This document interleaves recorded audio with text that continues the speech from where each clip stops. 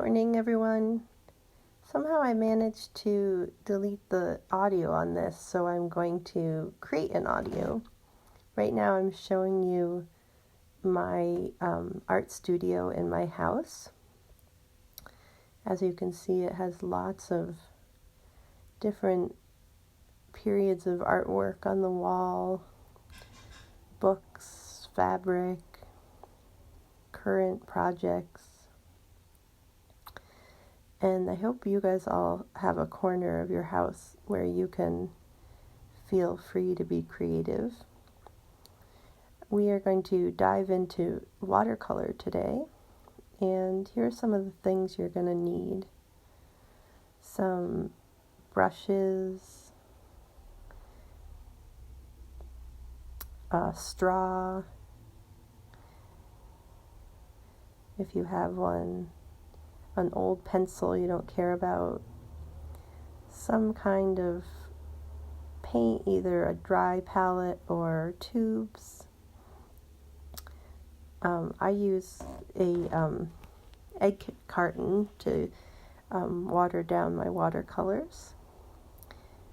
And let's see, what else do we have here? Just an old jar for water, a spray bottle. I have some household salt, which is fun to play with.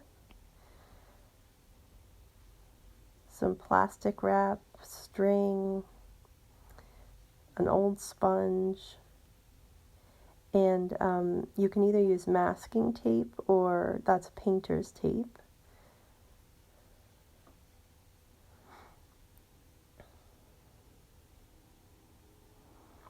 So go ahead and gather your materials. And not, all of these are not necessary, they're all just suggestions of what you might have in your house.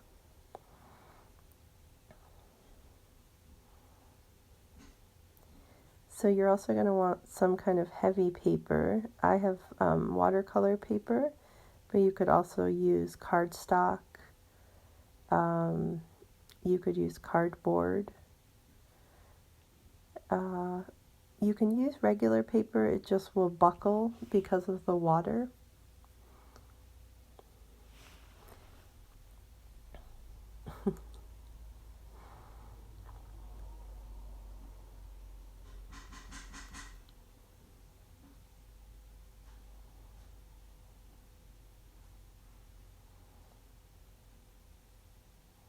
So to start with,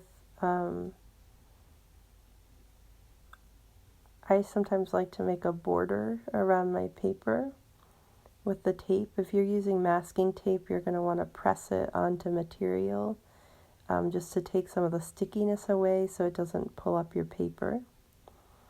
And then you can just begin to lay it down, creating an even border around the paper.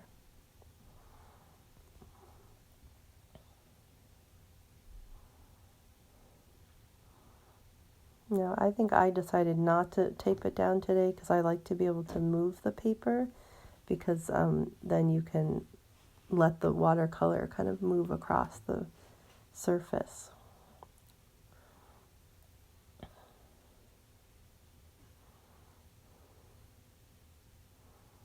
You can use tape to create patterns or designs actually on your paper, because anywhere you put the tape, the paint will not go, and then you pull up the tape and you have these linear designs.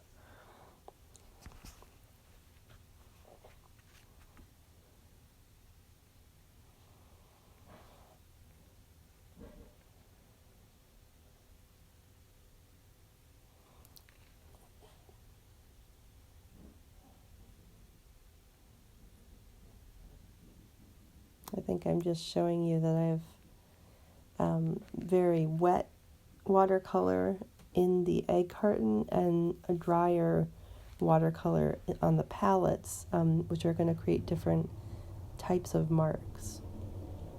We're going to start with a really wet green with a very thick brush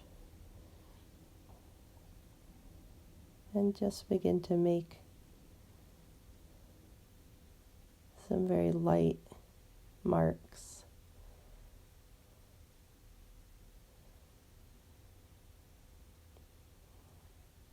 And then letting the water show its qualities.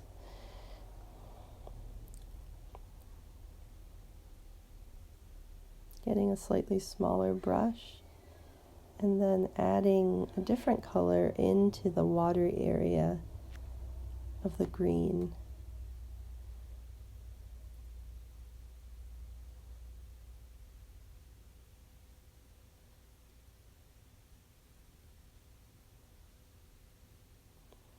Basically, you're playing with the qualities of water.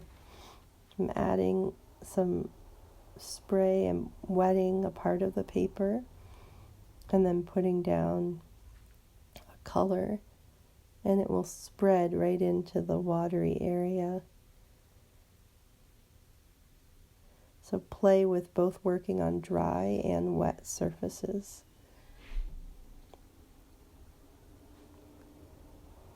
What's fun is you basically end up mixing colors on your paper rather than on a palette.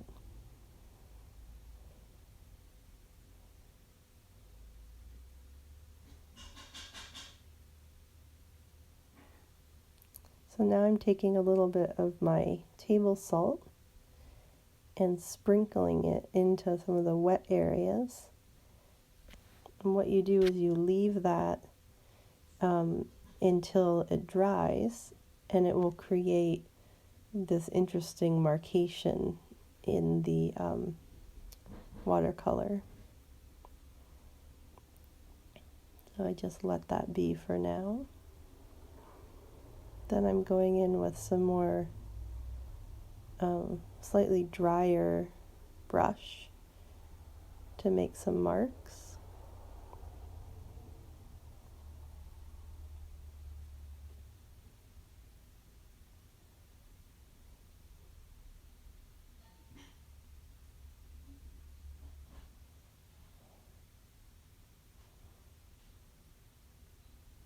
And then one thing you can do is take the end of your pencil and use it as a stamp.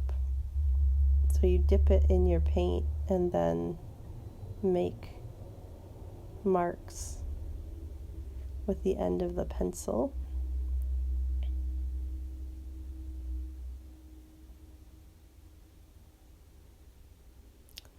A slightly damp sponge is also a way to create some different kinds of textures in your watercolor.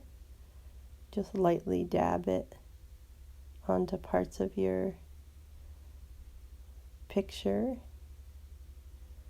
The drier the sponge, the more of a mark it will make.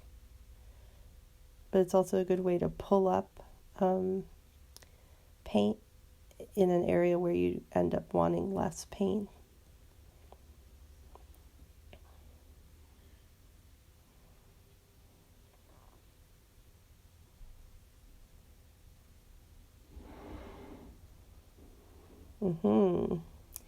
Now I'm using a stick with a string on it, and the string you can literally just pull through the paint. Use it as your paintbrush.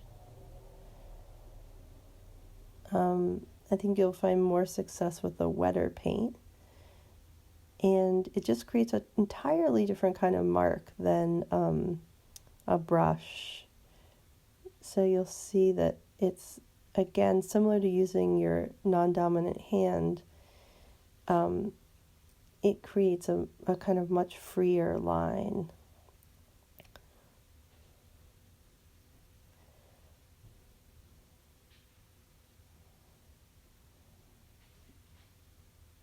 You could also use the end of the stick, just like the pencil, to make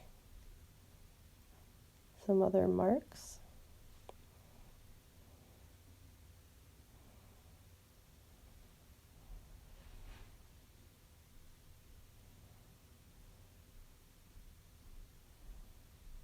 This is super fun to take a straw and you make a very wet blob of a color on your painting, and then you blow very low to the paper.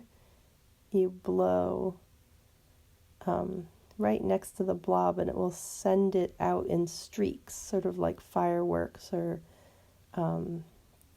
leaves. I think I have to give it a second attempt here.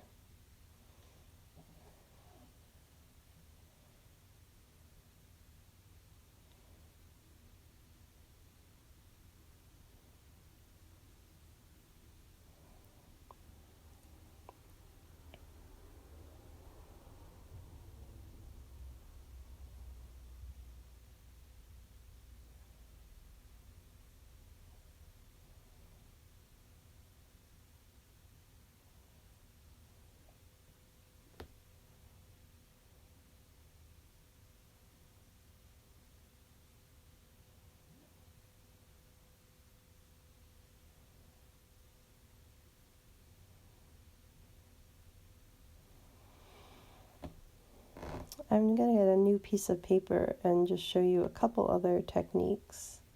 You can make templates or stencils with cardboard. This is a stencil I happen to have already, and it's a nice way to create forms on your paper that you can then work with.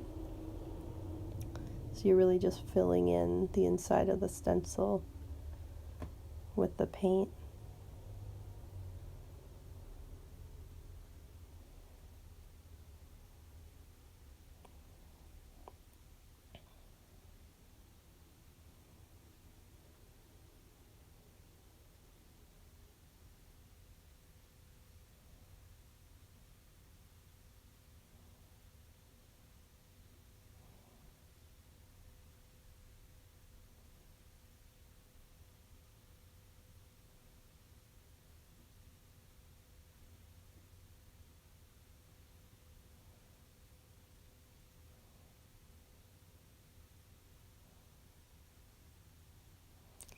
Another technique is to take some saran wrap, scrunch it up, and press it into the paint, and that also will create an interesting pulled up design.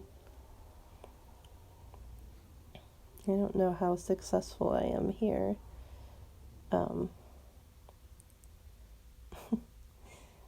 That didn't work. I think I forgot to scrunch it. So now I'm scrunching it. And it kind of didn't quite work out. Maybe I think the paint was a little too wet.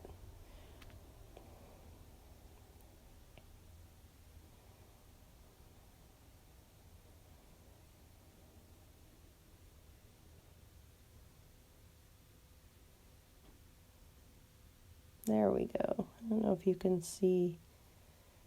Just another way to make patterns.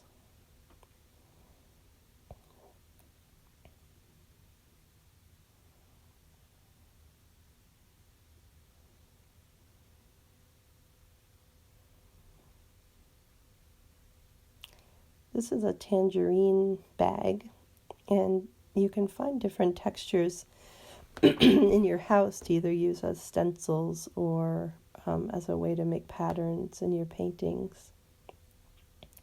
As you paint over this, there are going to be areas where the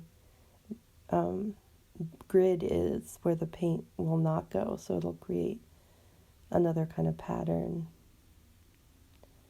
So really look around your house with artist's eyes and see what you can find to play with. Like our drawing, you want to keep that really nice, playful spirit of exploration, even though we're adding some new techniques. And I really look forward to seeing all of your creations, either on the video, our live time, or on our home base together.